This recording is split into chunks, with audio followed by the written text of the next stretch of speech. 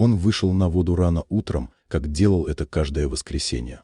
Тихая заводь в лесу была его личным местом силы, туда не добирались туристы, сотовая связь не ловила, и казалось, что даже время текло по-другому.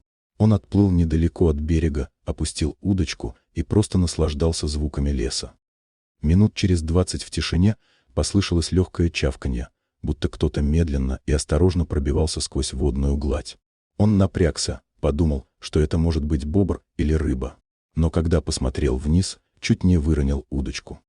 Из-под лодки выплыла выдра. Мокрая, запыхавшаяся. Она не убегала и не пряталась, наоборот подплыла ближе и, задержавшись на поверхности, просто смотрела на него. Ее мордочка дрожала, будто она пыталась сказать что-то без слов.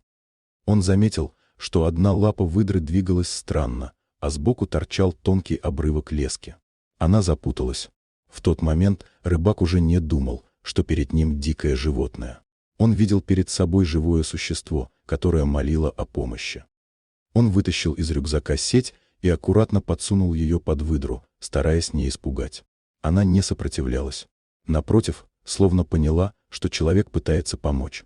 Когда он поднял ее на борт, сразу увидел, лапа вся перетянута тугой рыболовной нитью, уже началось воспаление. Он вынул перочинный нож, осторожно разрезал леску, обработал ранку водой из бутылки и просто посидел рядом, чтобы выдра пришла в себя.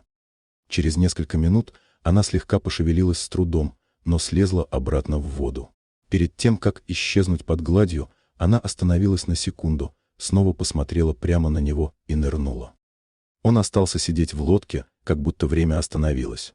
Никогда еще он не чувствовал такого живого контакта между человеком и дикой природой. Дорогие друзья, если вам понравилось видео, поставьте лайк. А также подписывайтесь на канал, где наши авторские истории выходят каждый день.